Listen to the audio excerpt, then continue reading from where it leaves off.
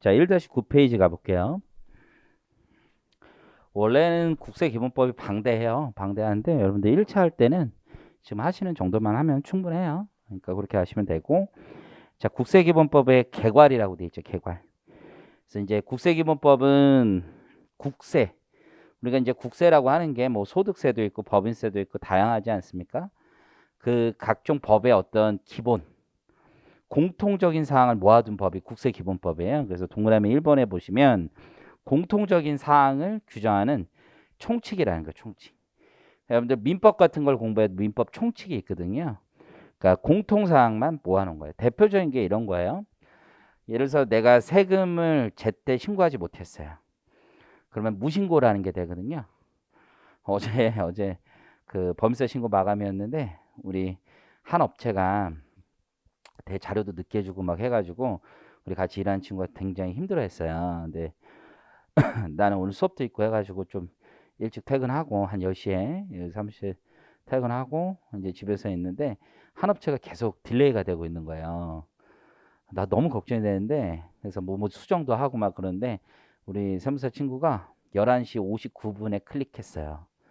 11시 59분에 너무 걱정이 된 거예요. 그래서 나도 저는 뭐 우리 같이 일하는 친구도 혼내보거나 그런 적 없어요. 한 번도 그냥 혼내지도 않고 그냥 잘못하면 내가 책임진다 항상 그런 마인드로 하는데 12시 50 그러니까 11시 40분부터 안 돼 있는 걸 알고 집에서 혼자 이렇게 어떻게 하지 막 그러면서 있었는데 12시가 될 때까지 전화가 없는 거예요. 아, 좋댔구나. 난 이제 이거 무신고니까 이 무신고를 어떻게 해버릴까. 이거 이제 그 세무서에 가가지고 그래서 어떻게 하소연 읍수를 하고 막 이거 이제 아이디어를 납부 세금은 없고 이제 환급 이제 중간 연합 때문에 환급만 있는 건데 무신고만 어쨌든 가산세가 있으니까. 근데 이제 12시 한 2분쯤에 전화를 했어요. 근데 우리 친구가 울더라고. 그래서 괜찮아. 그랬더니 선생님 됐어요. 그래도 그렇게 하는데 11시 59분에 됐다고 하는데 아, 나도 진짜 미안하더라고. 내 그런 좀 악성도 아닌데 그것도 잘하려고 했는데 좀 너무 그렇더라고. 그래서 막 우는데 내 가슴이 짠하더라고. 야, 얘한테 얼마나 스트레스였을까라고 생각하면서 아, 그래. 그러면서 내가 야, 그 거래처 우리 버리자 막 그랬는데 네 막 울면서 그러더라고. 그래서 버려요 막 이러더라고. 그래서 알았어. 근데 또 선생님 그래도 버리면 안 되겠죠 막 이러더라고. 아이고 너 하고 싶은 대로 해. 뭐 그런데 어쨌든 간에 그렇게 무신고를 했다. 그럼 부가세도 무신고가 있을 수 있고 법인세도 무신고가 있을 수도 있고 소득세도 무신고가 있을 수 있단 말이에요. 무신고 가산세라는 게 붙을 거예요. 각 개별 세목에서 법인세에서 무신고 가산세, 부가가치세에서 무신고 가산세, 소득세에서 무신고 가산세를 정의하기보다는 국세기본법에 다 몰아가지고 무신고하면 가산세가 일률적으로 어떻게 적용된다라고 할 수 있잖아요. 그런 공통적인 사항을 국세기본법에 적어둔 거라고 보시면 돼요. 그뿐만 아니라 어떤 세금의 해석 그리고 운용 이런 거에 대한 일반적인 론을 거기 국세기본법에 넣었다라고 보시면 돼요. 두 번째는요. 국세기본법은 납세자들이 과세관청의 어떤 행정처분에 대해서 불복을 할 수가 있겠죠. 그 불복을 어떻게 할 거냐. 각 개별 세목보다는 국세기본법에 몰아뒀다라고 생각을 하시면 됩니다. 그래서 이제 총칙적인 규정이 또 다시 있는 거고 첫 번째 나와 있는 게 밑에 국세기본법 용어의 정의입니다. 모든 세법이 이렇게 돼 있어요. 대부분의 세법의 세목이 법조문 이렇게 돼 있어요. 1조가 목적이에요. 목적. 그래서 방금 본 게 국세기본법의 목적 이런 거고 2조에 가면은 정의 이렇게 돼 있어요. 그래서 국세기본법에서 앞으로 우리가 쓰게 되는 용어의 정의를 이제부터 나열해 둔 거예요. 법인세법에도 정의가 있어요. 예를 들어서 내국법인이 이렇다. 외국법인의 정의는 이렇다. 이런 식으로 그 국세기본법 안에서 있는 정의를 이제 배우는 거라고 보시면 돼요. 첫 번째 있는 게 국세기본법에서 우리가 앞으로 국세라는 말을 많이 쓸 건데 그 국세의 정의가 어떠냐라는 거고요. 거기 국세의 정의를 보시면 국가가 부과하는 소득 이제 조세 중 거기에 나름이 깔려 있는 거죠. 이런 것들을 우리 이제부터 국세라고 한다라는 거예요. 그러면 국세기본법에서 어떤 내용을 가산세에 대한 정의를 하고 있으면 이 세목과 관련된 가산세는 다 여기에 들어온다는 얘기예요. 이해하시겠죠?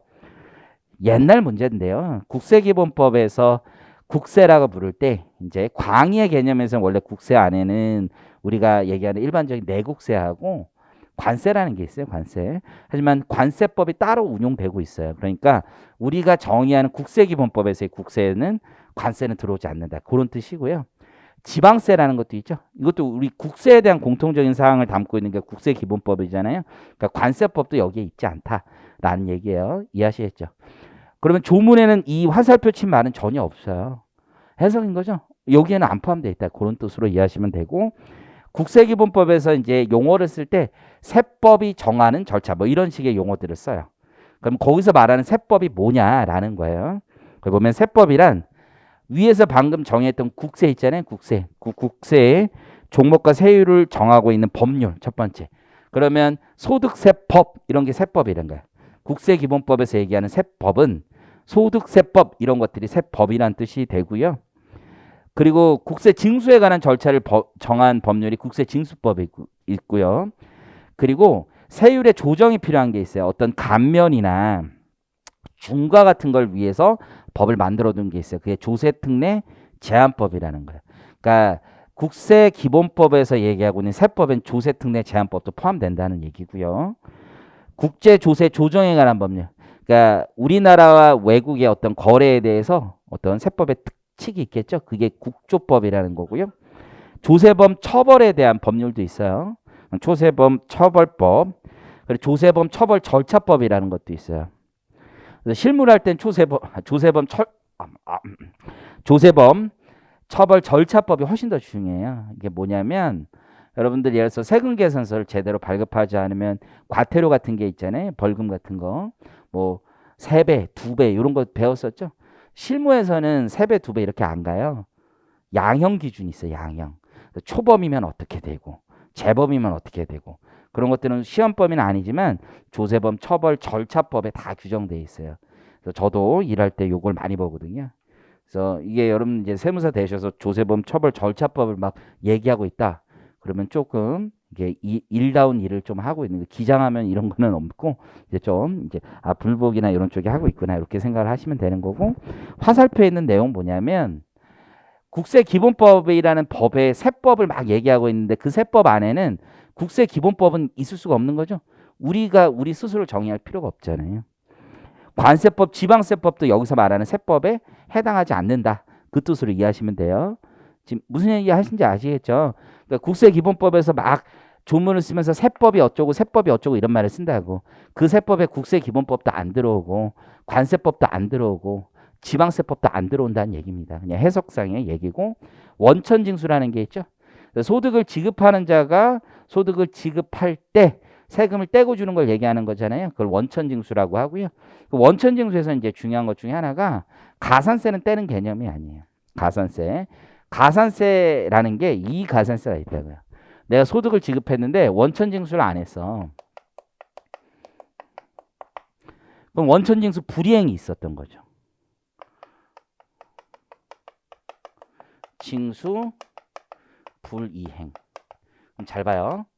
갑이 을에게 소득을 지급하는데 원천징수를 제대로 안 하면 누구에게 가산세가 붙는 거야? 갑에게 붙는 거예요. 갑에게. 불이행은 갑이 이루어진 거예요. 그럼 원천징수 대상에는 가산세는 없는 거예요. 내가 100만 원을 줄 때 20만 원 떼고 80만 원만 주면 되는데 100만 원 다 줬어요. 이해하시겠죠? 그럼 얘한테 가산세가 붙는다고. 그러면 얘가 갑이 을에게 나중에 야, 내 세금 지금 뗄 테니까 가산세도 내놔. 이렇게 할 수 있는 게 아니에요. 자신의 의무를 이행 안 한 거기 때문에 원천징수 의무자가 국세를 징수하는데 가산세는 징수 대상이 아니라는 거예요. 본인의 과실이라는 겁니다. 다음 페이지에 가보면 가산세라는 말이 있죠.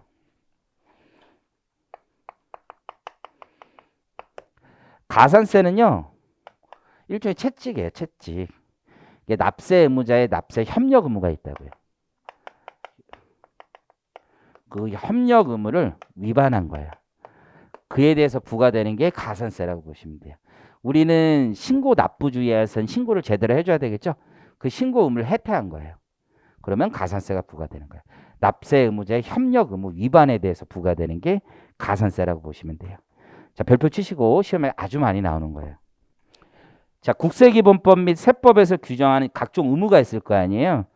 그 의무의 성실한 이행을 확보하기 위하여 세법에 따라 산출한 세액에 가산하여 징수하는 금액을 말한다라고 돼 있죠. 자, 해볼게요. 예를 들어 이런 거예요. 내가 무신고했어요. 무신고. 그럼 무신고 가산세가 붙거든요. 근데 그 무신고 한 것까진 좋아. 그죠? 그럼 무신고하면 내야 되는 법인세가 예를 들어서 1억이에요. 1억. 무신고 가산세가 붙겠죠? 가산세가 2천만 원이라고 해볼게요. 여기까지. 근데 내가 법인세 내는 거는 수용할 수 있어요. 근데 가산세 너무 억울한 거야. 나는 무신고 할 수밖에 없는 상황이 있었어. 그래서 천재지변이 있었다던가. 그죠? 아니면 자신의 가족이 아주 아팠다던가. 무슨 나름의 타당한 정당한 사유가 있을 수 있잖아요. 근데 가산세는 못 내겠다. 내 본세는 낼 수 있는데 법인세는 내는데 가산세는 못 내겠다. 이렇게 얘기할 수 있겠죠. 근데 과세한처에 받아들이지 않으면 가산세 부과 처분을 할 것이고 그 부과 처분에 불복을 할 수 있겠죠. 그럼 불복할 때 나는 이건 수용하고 이건 수용 못하겠다라는 불복이 가능하냐 이거예요. 가능하다 이거예요. 이해하셨죠? 비록 법인세 가산세는 법인세의 세목이에요. 법인세 가산세는 법인세 안에 있는 거예요. 하지만 가산세만 따로 떼어내어서 불복도 가능한 거예요. 이해하셨죠? 그 말을 한번 같이 볼게요. 가산세는 해당 의무가 규정된 세법의 해당 국세 세목으로 한다. 여기까지 끊어보면 법인세 무신고를 했으면 무신고 가산세가 붙잖아요. 그럼 법인세라는 거, 법인세로 붙는 거고요. 다만 해당 국세를 감면하는 경우 가산세는 감면되는 국세에 포함되지 않는다. 자, 여기 보세요. 이게 무슨 뜻이냐? 자, 나는 이제 정당한 사유 같은 거 없으면 내야 되겠죠. 근데 법인세를 계산하는 과정에서 이랬어요. 원래 나온 법인세가 2억 원인데 중소기업이 창업을 했다라고 하면 중소기업 창업에 대해서 특별세 감면을 50% 깎아주는 게 있어요. 그래서 내가 1억이 된 거예요. 이해하셨죠? 그러면 나는 동시에 이런 주장도 해요. 가산세도 저는 창업 중소기업이기 때문에 50% 깎아주셔야 되는 거 아닙니까? 이런 얘기를 하냐 이거예요. 안 된다라는 거예요. 거기 뭐라고 표현돼 있어요? 해당 국세를 감면하는 경우 가산세는 그 감면되는 국세에 포함되지 아니한다. 이해하셨죠? 그래서 중소기업 특별세 감면을 받고 있다. 가산세도 같이 뭐 20%, 30%, 50% 감면되냐? 그런 거 없다는 거예요. 가산세는 납세 의무 협력 의무, 납세 협력 의무를 위반한 어떤 과태료 성격이라고 보시면 돼요. 그래서 이제 굉장히 어려운 게 가산세가 이제 법적으로 어떤 성질을 가지느냐 굉장히 어려운 얘기예요. 그래서 세법학 시험 문제 2차 시험에 많이 나왔었거든요. 가산세 법적 성질이 뭐냐. 이게 애매하거든요. 세금도 아닌 것 같은데 세금이라고. 과태료 일종의. 뭐야 이게 도대체. 너의 본질은 뭐냐. 이런 생각들이 되게 많거든요. 그렇죠? 영화 범죄와의 전쟁 봤어요? 범죄와의 전쟁? 안 봤어요? 앞에 지금 봤어요? 요즘 재밌는데 안 봤네. 공부 열심히 하나 봐요? 그렇죠? 잘하는 것 같진 않은데. 어쨌든 이게 거기 보면 최민식이 나오죠. 최민식이 나오는데 거기 검사가 있어요. 검사가 최민식한테 얘기를 해요. 최민식이 약간 공무원 출신인데 막 사람들 거간하고 그러니까 이어주고 막 이러면서 이제 뭐 수수료 받고 뭐 이런 스타일인 건데 그렇다고 건달도 아니고 그렇다고 민간인도 아닌 것 같고 막 그런 얘기를 하거든요. 제가 그 영화를 보면서 최민식 참 가산세 같은 사람이구나. 혼자서 그렇게 생각을 했었는데 이게 세법의 세금도 아니고 뭐 과태료도 아니고 애매하거든요. 현실은.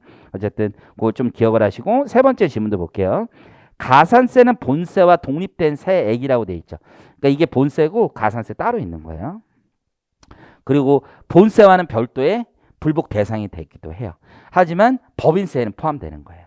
이해하시겠죠? 자, 왜냐하면 이게 과태료라고 하면 굉장히 복잡한 문제가 생기거든요. 왜냐하면 과태료면요 행정심판 전치주 이런 거 적용 안 돼요. 세금이면 적용되는 거잖아요. 그러니까 이게 세금으로 보냐 아니면 세금이 아닌 것으로 보느냐에 따라 어떤 절차들이 어마어마하게 차이가 있기 때문에 일단 세금은 맞다. 하지만 그렇다고 법인세 맞긴 한데 법인세와 완전 같은 거냐? 또 그것도 아니라는 거죠. 그러니까 다양한 표현들이 존재하고 이 다양한 표현에서 어디까지 선긋기를 해야 되는지 시험에 아주 많이 나오는 지문이다라고 보시면 되고요. 작년까지는 체납처분비라는 게 있었어요. 용어가. 그러니까 납세자의 재산을 압류한단 말이에요. 압류. 여러분 국세 징수법 배웠죠? 그렇죠? 그래서 납세자가 고지를 먼저 하고 고지했는데 제대로 내지 않으면 독촉을 할 것이고 그다음 압류를 하고 공매를 하고 배분을 할 거란 말이에요. 그러면 그 과정에서 비용이 발생해요. 그걸 우리가 체납 처분비라는 용어를 썼는데 올해는 용어가 개정돼서 거기 보시는 것처럼 강제 징수비라고 표현을 합니다. 일종의 이제 자산 매각 비용 이런 것들이라고 보시면 되고요. 공과금이라는 게 있어요. 공과금. 세금은 아닌 거죠.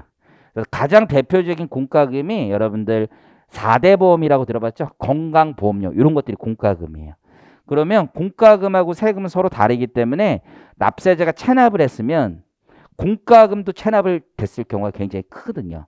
그러면 둘 중에 누가 먼저 가져갔냐 이런 문제들이 생기거든요. 그래서 공과금이라는 용어를 좀 기억을 하시면 되고요. 물론 공과금에 뭐는 안 들어가냐면 강제 징수비 그 자체는 안 들어가요. 걔는 어떤 자산 매각 과정에서 생기는 비용이에요. 비용. 슬랭으로 쓰면 뽀찌 뭐 이런 거예요. 그냥 납세 의무자 있죠? 그 밑에 납세자하고 묶어보시면 납세 의무자는 자신의 세금을 이행하는 자를 납세 의무자라고 하고요. 납세자는 그거보다는 조금 넓은 의미예요. 그래서 납세자는요. 자신의 세금 의무 이행뿐만 아니라 일종의 거래 징수 의무까지 가지는 자를 납세자에 포섭을 합니다. 그래서 동그라미로 그려보면 이렇게 되어 있는 거예요. 범위를 보면 납세자가 훨씬 더 큰 개념이고요. 납세 의무자는 여기 안에 있어요. 이런 개념이다 라고 보시면 돼요. 그래서 우리 세무서 앞에 LED 같은 거 있잖아요. 세무서 같은 데 지나가다 보면 앞에 무슨 이번 달은 종합소득세 신고의 달입니다. 이렇게 되어 있거든요. 본 적 있죠? 거기에 납세 의무자란 말 안 써요. 세무서는 다 납세자라고 불러요. 납세자. 이해하시죠? 납세자가 이제 국가를 상대로 하는 모두 개념이라고 보시면 돼요. 그러면 원천징수를 생각해 보면 자, 내가 이제 월급을 받는데 회사가 원천징수 할 거 아니에요? 그럼 회사는 나의 세금을 먼저 거래 징수해서 갖다 내는 거죠. 징수해서. 이때 회사는 원천 징수 의무자가 되고 자신의 세금을 내는 게 아니라 소득을 벌어들인 근로자의 세금을 대신하여 먼저 납부하는 거잖아요. 그럼 원천 징수 의무자는 자신의 세금을 내는 게 아니기 때문에 납세 의무자는 아니에요. 대신에 납세자에는 포함되는 개념이에요. 이해하시겠죠? 부가세법을 보면 대리납부 규정이라고 있죠. 원래 부가가치세 진정한 납세 의무자는 누구예요? 부가가치세 진짜 납세 의무자는요. 사업자잖아요. 재화나 용역을 공급하는 자잖아요. 그런데 외국 법인이나 비거주자와 거래할 때는 내가 과세사업에 공하지 않는 때는 대리납부하게 돼 있죠. 재화나 용역을 공급하는 자가 아니라 재화나 용역을 지금 소비하는 자, 특히 용역 등을 소비하는 자에게 거래 징수 의무를 부여하고 있잖아요. 그런 자들은 납세 의무자는 아닌 거죠. 납세자는데도 이해하시겠죠? 그래서 거기 표를 보시면 납세 의무자와 지금 징수 의무자의 차이 그리고 납세자의 차이까지 말씀을 드렸어요. 가장 본질은 납세 의무자는 자신의 세금을 내는 거고요. 법이 정한 징수 의무자는 궁극의 납세 의무자는 아닌 거죠. 하지만 세금을 먼저 갖다 내야 되는 자를 의미하는 거예요. 자, 그래서 납세 의무자에는요. 본래 납세 의무자만 있는 게 아니라 거기에 또 추가해서 제2차 납세 의무자, 연대 납세 의무자, 또 납세 보증인 이런 자들도 납세 의무자에 포함돼요. 자, 여러분들이 상속 증여세를 배우지 않았겠지만 이런 게 있어요. 공동상속을 하면요. 아버지가 돌아가셨는데 어머니 자녀가 있어요. 그럼 상속세가 나오면 각자 받은 지분 비율대로 내게 돼 있는데 어머니가 다 내도 돼요. 왜냐하면 어머니는 공동상속인으로서 연대 납세 의무가 있거든요. 이해하셨죠? 그런 게 납세 의무자다라고 보시면 돼요. 나머지 내용은 나중에 배울 거고요. 자, 오른쪽에 가보면 과세 기간, 과세 표준, 과세 표준 신고서 있죠. 그래서 정의예요. 그냥 한번 읽어보시면 되고요. 거기 과세 표준은 이제 상식인데요. 과세 표준을 수량으로 잡을 건지 가액으로 잡을 건지에 따라서 우리 종가세다, 종양세다 이런 표현을 써요. 그래서 수량으로 잡는 게 종양세고요. 종가세라는 건 금액으로 잡는 거예요.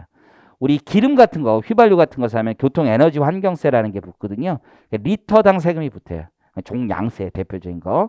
담배 있죠? 이런 것도 담배 개비당 뭐 이런 식으로 붙거든요. 그런 것들도 갑당 이렇게 보시면 돼요. 세무 공무원 한번 읽어보시면 되고 저기 특수관계인과 세무조사를 체크하시면 돼요. 나머지 한번 읽어보시면 되고 특수관계인이란 말은 상당히 많죠. 그렇죠? 이 특수관계인이란 말은 좀 더 자세히 말씀을 드리면 세법별로 다 달라요. 즉 국기법에 국세기본법에 특수관계인의 범위가 있고 법인세법에도 특수관계인의 용어가 있어요. 소득세법에서도 특수관계인의 범위가 있고 상속증여세법에서도 특수관계인이 따로 있어요. 다 따로 있어요. 다. 물론 국세기본법을 많이 준용하고 차용하지만 특수관계는 다 법마다 다 다른 거예요. 기본적으로. 근데 그중에 가장 넓은 범위가 나중에 배우겠지만 상증세 특수관계 범위를 안다. 그럼 진짜 잘 아는 거예요. 실제로는 굉장히 어려운 부분이고 어쨌든 크게 세 가지의 그룹으로 나눠져 있어요. 친족관계 그리고 경제적 연관관계, 경영지배관계 이 세 가지 그룹으로 나눠져 있고 뒤에서 자세하게 볼 거예요. 일단 밑줄 하나만 거놓을게요. 두 번째 줄에 이 경우 국세기본법과 세법을 적용할 때 자 밑줄 본인도 그 특수관계인의 특수관계인으로 본다. 이걸 소위 쌍방관계설이라고 얘기를 하고요. 뒤에서 볼게요. 자 그다음 세무조사의 이제 정의 별표 치시고 자 세무조사라는 게 도대체 뭐냐라는 거죠. 세무조사. 영어로 얘기하면 텍스 오딧이라고 얘기를 하는데요. 오딧이라는 말이 여러분 뭐예요? 오딧.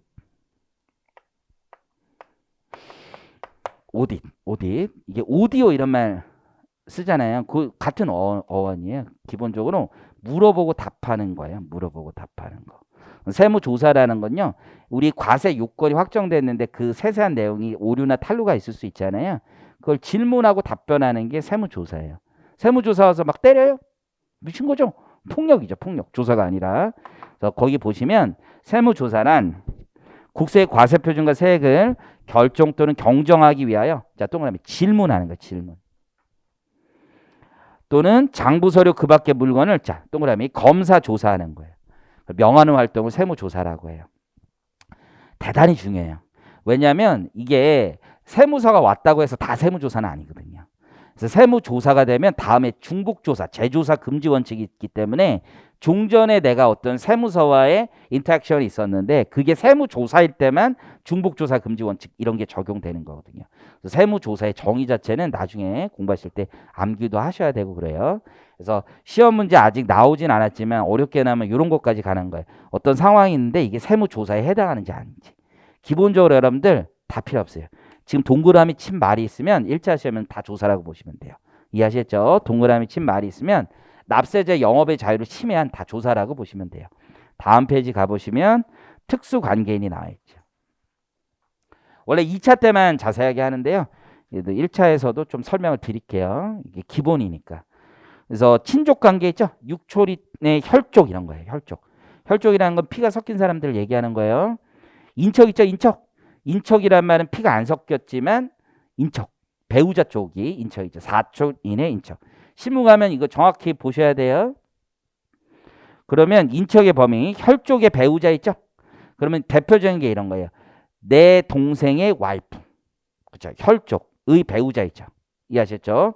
배우자의 혈족 있죠? 내 와이프의 동생. 이렇죠. 그리고 배우자의 혈족의 배우자. 내 와이프의 배우자죠. 혈족. 동생의 와이프. 뭐 이럴 수 있잖아요. 그러면 거기도 인척에 포함되는 거예요. 너무 어렵죠? 이건 안 돼요.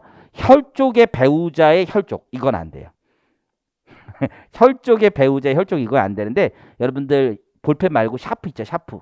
샤프로 거기 가로 안에서 뭐를 지어보시면 되냐면 배우자를 지어보세요. 배우자를. 가로 안에서 다 배우자를 한번 지어보세요. 남는 거 뭐밖에 없어요. 혈족밖에 없죠?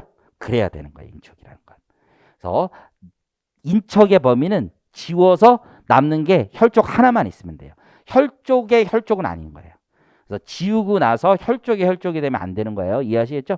그래서 방금 설명드린 대로 혈족의 배우자의 혈족 이러면 배우자 지우고 나면 혈족 2번 되잖아요. 그건 아닌 거예요. 그건. 혈족의 배우자의 혈족 이러면 아닌 거예요. 그냥 나중에 일할 때 하시면 되고 이 실제 사례인데 제가 이제 조세심판원에 가가지고 진짜 하루 만에 이긴 거 있어요. 하루 만에. 특수관계자 범위를 과세관청이 잘못 이해한 거예요. 아닌 거거든요. 예를 들어 에이, 이런 게 있어요. 갑이 있어요. 을이 있어요. 둘이 재혼했어요. 재혼. 재혼. 그죠? A가 있고 B가 있어요. 다 전처와 전 남편 사이에서 낳은 자녀예요. 둘이 특수관계인이냐 이거예요. 부당히 걸었는데 둘이 특수관계인이 아니에요. 얘 입장에서 한번 볼까요? 혈족의 배우자의 혈족이죠. 이 입장에서 혈족의 배우자의 혈족이죠. 남남이죠, 남남. 그러니까 영화 같은 데서도 나오잖아요. 삐디디 해가지고 둘이 서로 눈이 맞는 게 나오잖아요. 괜찮아요. 이해하시겠죠? 그거예요, 그거. 자, 동그라미 3번 배우자 당연히 포함을 해요. 그런데 사실혼 포함이라고 돼 있죠? 사실혼을 포함한다는 게 대단히 중요하죠. 우리나라에서는 재벌들 있잖아요. 법률혼은 아니지만 사실혼 관계에 있는 사람들이 많다고요. 사실혼도 포함한다는 거 매우 중요합니다. 그다음 4번은 그냥 모르셔도 되고 경제적 연관 관계 있죠. 그러니까 내가 법인인데 나의 법인의 임원들 이런 사람 특수관계인이 되는 거예요. 내가 개인 사업자예요. 이해하시겠죠? 나의 개인 사업체 임원이 있을 수 있잖아요. 나와 그 개인 사업체 임원은 특수관계인이에요. 이해하셨죠? 좀 어려운 거 한번 해볼까요? A법인의 대표이사가 있고요. A법인의 대표이사의 직원이 있어요. 그러니까 A법인이 있고 여기 대표이사가 있고 그 A법인에 다니는 직원이 있어요. 둘이 특수관계이니까요? 아닐까요? 삼성전자 임원하고요. 삼성전자의 직원이 있다고요. 삼성전자 임원 갑과 삼성전자 직원 을이 특수관계냐 이거예요. 아무 관계도 아니에요. 거기 임원과 그 밖에 사용이잖아요. 본인을 기준으로 나의 임원 삼성전자를 기준으로 삼성전자와 임원이 특수관계인이고 삼성전자와 사용인이 특수관계인이지 임원과 그 사용인이 특수관계는 전혀 아니에요. 회사 나가면 나만이에요. 아님 말고요. 본인의 금전이나 그 밖의 재산을 생계를 유지하는 자. 그리고 밑에 블라블라블라 있는데요. 여러분들 굉장히 재밌는 거 있어요. 예를 들면 국세기본법에는요. A법인의 주주는 특수관계인이라고 되어 있지 않아요. 법인세법만 있는 거예요. A법인에 주주 있을 거 아니에요. 그 사람은 국세기본법상 특수관계인 아니에요. 그런데 법인세법에 가면 주주가 특수관계인 따로 정의돼 있어요. 그러니까 법마다 다 다른 거예요. 국세기본법은 뭐예요? 총칙규정, 총칙규정. 그럼 밑에 경영 지배관계가 뭔지 잠깐만 설명을 드릴게요. 원래 이거 안 할까 하다가 여러분들 한번 해드리는 거예요. 자, 보세요. 갑이 있어요. 갑에 부친이 있어요. 부친. 그렇죠? 그리고 아버지가 소유하고 있는 A법인이 있고요. 아버지가 지분을 30% 이상 가지고 있어요. 그러면 누가 특수관계에 있냐 이거예요. 갑의 아버지를 통하여 30% 이상의 지배적 영향력을 가지고 있어요. 그렇기 때문에 갑과 A법인은 특수관계인이 돼요. 한번 읽어볼게요. 자, 경영지배관계 본인이 개인인 경우 있잖아요. 동그라미 2번을 볼게요. 2번. 본인이 직접 또는 그와 친족관계 경제적 연관관계 위에 1에 있는 관계에 있는 자를 자 동그라미 쳐볼까요? 통하여 법인의 경영에 지배적 영향력을 행사하고 있다. 지배적 영향력은 뭐냐면 오른쪽 잠깐 가보면 거기 나와있죠. 발행 주식 총수 또는 출자 총의 100분의 30 이상을 출자하고 있는 경우라고 되어 있죠. 이게 지배적 영향력이에요. 이해하셨죠? 이렇게 되는 거예요. 이렇게. 의미 이해하셨죠? 자, 그럼 또 하나 해볼게요. 갑이라는 사람이 있어요. 갑이라는 사람. A법인이 있고 B법인이 있어요. 그리고 갑은 A법인 지분 5%를 가지고 있고 갑은 B법인 지분 30%를 가지고 있는 거예요. 여기까지 이해하시겠죠? 자, A가 B와 특수관계가 있냐 이거예요. 구체적으로는 우리 법인세 가보면 부당행위 계산 부인이라는 말 들어보죠. 부당행위 계산 부인은 조세의 부당한 감소가 있어야 돼요.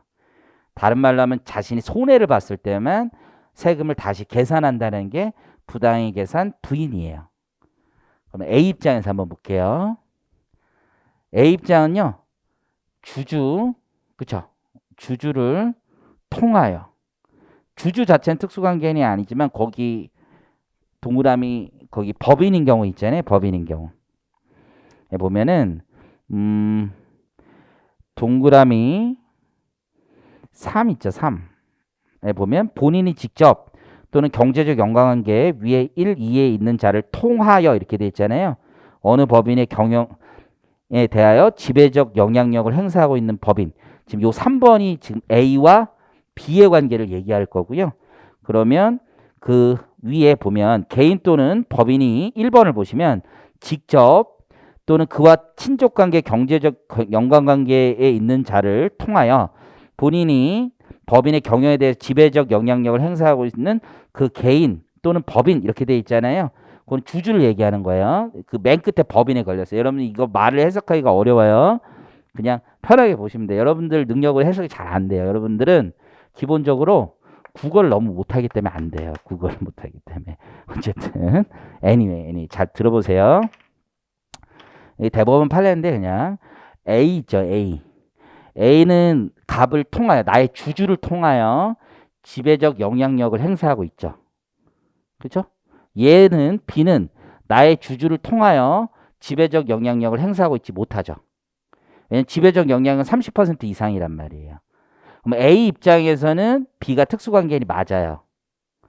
주주를 통하여 지배적 영향력을 행사하고 있으니까 B 입장에서는 A가 특수관계인이 아니에요. 왜냐하면 주주를 통하여 30% 이상을 가지고 있는 게 아니니까. 지금 이해하시겠죠? 그럼 문제는 뭐냐면 B가 A한테 싸게 팔았을 때 이해하셨죠? 특수관계가 아니잖아. 그러니까 문제가 없을 수 있냐 이거야. 의미 이해하셨죠? 예전 대법원은 문제 없다. 부당히 적용할 수 없다. 이렇게 나왔는데 지금 현행법은 아까 얘기했잖아. 밑줄 긋은 거 앞으로 가봐요. 본인도 그 특수관계인의 특수관계인으로 본다 이렇게 돼 있잖아요. 그래서 B 입장에서는 A가 특수관계인이 아니지만 A 입장에서 B가 특수관계인이 되면 특수관계인이라는 겁니다. 의미 이해하셨죠? 이런 걸 쌍방 어느 한쪽으로 봐도 특수관계인이면 적용하겠다는 법률로 이해하시면 돼요. 넘어갈게요. 요거 질문을 많이 하시는데 이 질문 이거 하지 마세요. 지금 설명드린 것만 아시면 돼요. 이게 국어를 못하기 때문에 주어 동사에 어디서 끊는지 여러분이 못하기 때문에 설명하다 보면 나도 승질이 나더라고요. 여러분들. 그래서 질문하지 마시고 그냥 요대로 하시면 돼요. 요대로. 세법학 하는 친구들도 이걸 이해를 잘 못해가지고 답답한데 어쨌든 간에 그렇습니다. 제 능력 부족일 수도 있고 다음 페이지 14페이지를 가볼게요. 옛날에 좀 어려웠던 건데 지금 굉장히 쉬워요. 국세기본법은 각종 법률에 대한 특칙이라고 했죠. 각종 세법에 대한. 그런데 이제 각 개별 세법에 보면 국세기본법의 원칙과는 다른 이야기를 해놓을 수 있죠. 대표적인 게 이런 거예요. 국세기본법에 보면 실질 과세 원칙이 있다고요. 실질에 따라서 과세하겠다. 그런데 우리 상속증여세법에 보면 이런 규정이 있어요. 예를 들어보면 갑이 을에게요. 명의신탁을 했어요. 명의신탁. 명의신탁이라는 건 이름만 맡겨둔 걸 얘기해요.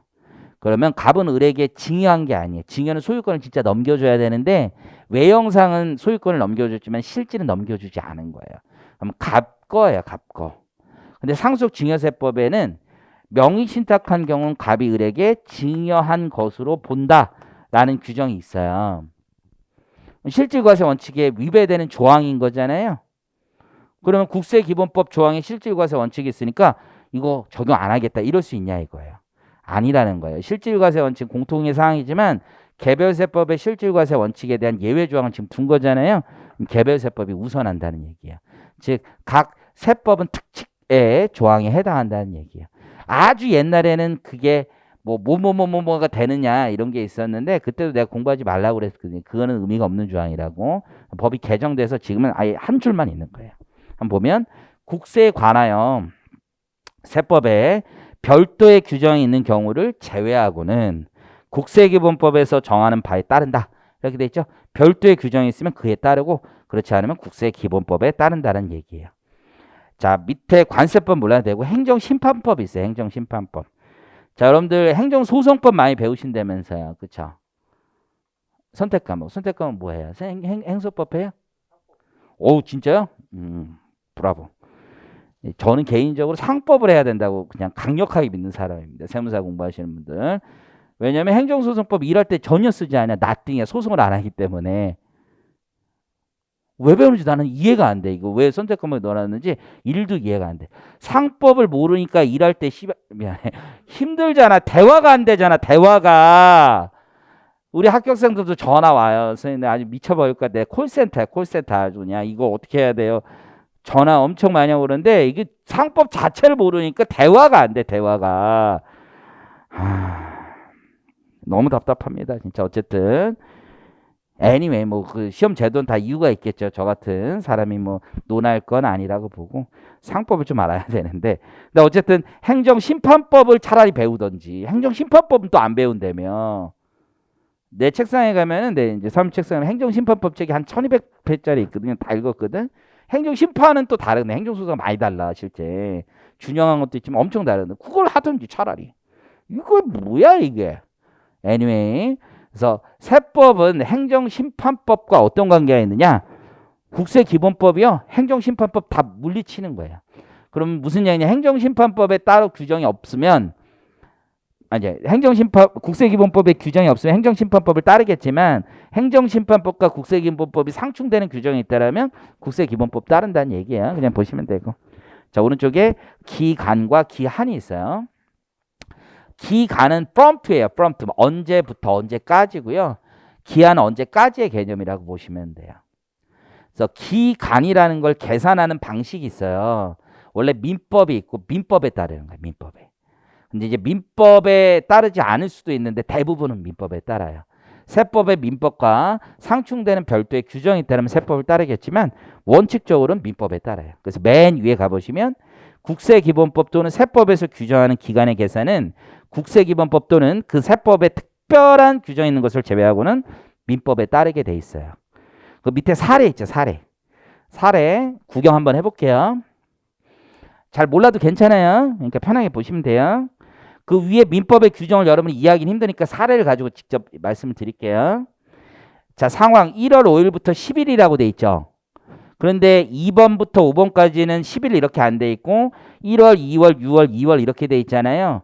그렇게 정확하게 10일, 5분, 10분 이렇게 말하는 걸 자연적 계산 방법이라고 부르고요. 캘린더 있죠. 달력, 월, 주 이런 것들을 우리가 역법적 계산 방법이라고 불러요. 여기까지 이해하시겠죠? 이것도 원래는 설명할 생각이 없어요. 수험하고 큰 관계 없다고 생각하거든요. 근데 이 강의를 실무자들도 엄청 많이 보고 그래서 그냥 하는 거예요. 한번 해주는 거야. 해주는 거고 여러분들이 또 나중에 합격하고 나서 이것도 계산을 못해서 또 두들겨 맞고 그러지 마시고 과세전 적부심사를 해야 되는데 30일 계산을 못해가지고 난리를 치고 아래 환장하겠어. 자, 그럼 자연적 계산 방법은 어떻게 하냐면 자, 기산일이라는 거 있죠. 스타팅 포인트가 되는 거고요. 우리 세법은요. 초일 불산입이기 때문에 1월 5일부터 하면 항상 기산인 1월 6일로 계산 시작하는 거예요. 그런 다음에 자연적으로 10일을 더 하시면 돼요. 그러면 6, 7, 8, 9, 10, 11, 12, 13, 14, 15 이렇게 하는 거야. 정확하게. 이해하시겠죠? 그래서 초일 불산입하고 말일 산입해서 1월 15일까지 신고하시면 된다 이거야. 법조문 이렇게 있으면. 근데 역법적 계산 방법은 재밌는 건데 1월 31일 날 내가 통지서를 받은 거예요. 1개월 이내 신청해야 된다 이렇게 돼 있을 수 있잖아요. 그러면 1월 31일에 다음 날에 시작하는 거야. 기사는 2월 1일 있잖아요. 그 다음에 역은 2월 1일 이렇게 돼 있잖아요. 이렇게 하는 거야. 잘 봐.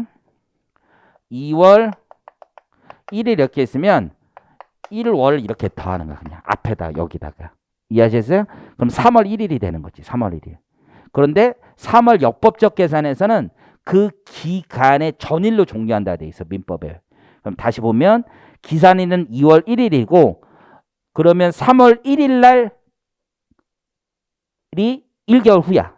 근데 전일로 종료하는 거니까 3월 1일 전날 종료하는 거야. 그래서 2월 말일까지 신청하시면 되는 거야. 지금 역법적 계산의 의미를 이해하시겠습니까? 세 번째를 보면 1월 5일부터 2월이라고 돼 있죠. 1월 5일부터 2개월 있다예요. 그러면 스타팅 포인트는 다음 날이니까 1월 6일이 되는 거고 1월 6일 앞에 1월 앞에 2를 더하시면 되는 거야. 2개월을. 그럼 어떻게 돼요? 3월 6일이 되는 거죠? 전일로 종료하는 거니까 3월 5일 이렇게 계산하는 거야. 정확한 계산 방법이에요. 4번 볼까요? 8월 31일부터 6월이라고 돼 있어. 그럼 8월 31일 날 스타트하는 거야. 그리고 6개월을 더하면 어떻게 되는 거야? 2월 31일이 되는 거지. 그죠? 8에다 6을 더하면 14 아니에요. 그럼 11을 빼면 2월이잖아요. 그죠? 우리 달력은 12진법이에요. 12진법. 자, 다 기초 과정의 문제가 많아요. 여러분들은 보면 2월 31일이야. 법률에 따르면. 근데 2월 달은 31일이 없잖아요. 해당 월일에 말일이 없으면 해당 월일에 말일로 간다고 돼 있다고. 그러면 거기 최종 월이 없으면 2월 말일이 되는 거예요. 자, 1월 1일부터 2월이에요. 내가 1월 1일 날 통지서를 받았는데 앞으로 2개월 안에 뭐 신청하라는 거예요. 자, 그럼 다음 날이니까 1월 2일 날 스타트하는 거죠. 그리고 1월 앞에다가 2를 붙이시면 돼요. 그럼 3월 2일이 되는 거죠. 그렇죠? 이해하셨죠? 그 3월 2일의 전날이면 어떻게 되는 거야? 3월 1일이 되죠? 근데 3월 1일은 3일절 쉬는 날이잖아. 공휴일이니까 다시 3월 2일로 가는 거야. 오른쪽에 가보면 기간 말일이 공휴일인 경우는 다음 날로 2월 된다는 거예요. 이렇게 계산하는 거예요. 이해하셨죠? 이게 역법적 계산 방법이에요. 세법학 같은 거 하면 조금 더 자세한 거 몇 개 더 하는 거고. 자, 그 다음에 기한 있죠? 기한. 그래서 기한은 언제까지를 얘기하는 거예요. 그래서 법정 신고 기한 이런 표현을 쓰는 거고요. 과세 기간 이렇게 부르죠. 기간은 from to니까 언제부터 언제까지니까 과세 기간 이렇게 쓰는 거고요. 그래서 법정 신고 기한인데 기한의 특례라는 건 뭐냐면요. 예를 들어서 3월 말일까지 우리가 법인세 신고를 해야 돼요. 그럼 이해하시겠죠? 그럼 3월 말일 날이 공휴일이다. 그럼 다음 날로 넘어가겠죠? 그 기한의 특례 첫 번째 있는 거예요. 공휴일, 토요일, 근로제의 날. 그럼 다음 날이다. 라고 돼 있는 거고요. 이럴 수가 있어요. 여러분들 법인세 신고 어제 나 이제 3월 31일 11시 진짜 59분에 클릭을 했대. 근데 영화 찍는 줄 알았다고 또 나중에 또 얘기를 하는 게 뭐냐면 클릭을 하잖아요. 그러면 클릭을 하고서 신고서가 넘어갔으면 되는 거야. 근데 정확히 12시에 딱 닫혀요, 여러분. 전산이 딱 닫혀. 진짜로. 이제 클릭을 못 하게 돼 있어. 이해하시겠어요? 근데 그럴 수도 있지. 갑자기 국세청 서버가 다운될 수가 있어. 그래서 막 6시 이럴 때 닫힐 수가 있어. 너무 폭주가 되면 다운이 가끔 되기 때문에. 요즘 그런 경우가 있는데 몇 해 전만 해도 그런 일이 있었어요. 그래서 이제 법인세 신고할 때는 보통 이제 지금 코로나라서 그러지 않은데 예전에 이제 회식을 많이 해요. 그날 이제 아침에 다 끝내고 저녁에 우리 쫑파티처럼 법인세 신고니까 6시에 회식을 하러 가야 된단 말이에요. 근데 꼭 늦는 애들이 있습니다. 막 8시, 9시까지 하는 애들. 뭐 걔는 혼자 남들 회식 갈 때 거기서 혼자 입력하고 막 이제 피곤한 건데 어쨌든 간에 이런 적 있어요. 4시에 다운된 적 있어요. 4시에. 4시에 다운돼요. 그럼 좀 기다리지. 그래서 10분 만에 다시 열리기도 해. 그럼 그날 하면 되지. 근데 한 7시쯤에 뭐 5시, 6시에 다운되면 이거 퇴근도 못하고 회식도 못하고 이게 미쳐버리겠죠? 그럼 전산이 지금 복구가 언제 될지 몰라요. 그럼 실무에서 어떻게 하냐면 문자가 일률적으로 옵니다. 대리인들한테. 내일까지 열어드립니다. 보통 이렇게. 그럼 복구가 될 거 아니에요? 내일까지 열어준다고 했잖아. 이해하시겠죠? 그럼 복구가 그러니까 전산이 다운됐으면 정전으로 다운됐으면 그날 신고 못하는 거야. 그러니까 연기가 된다라는 거고.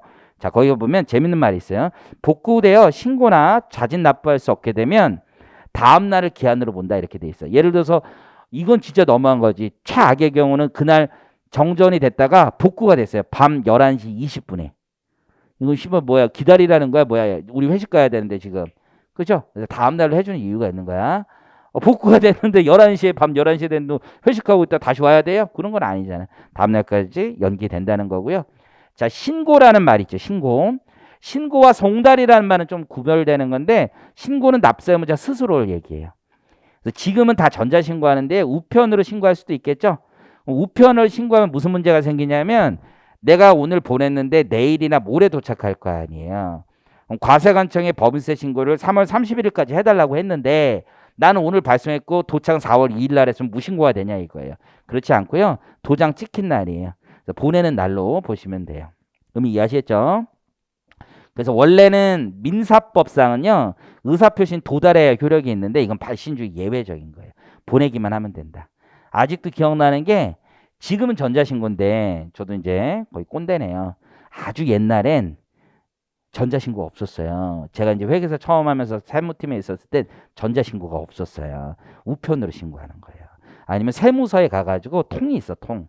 거기다 넣고 오는 거예요. 뭐 접수증도 안 줬어. 그냥 넣는 거야, 넣는 거. 대박이죠.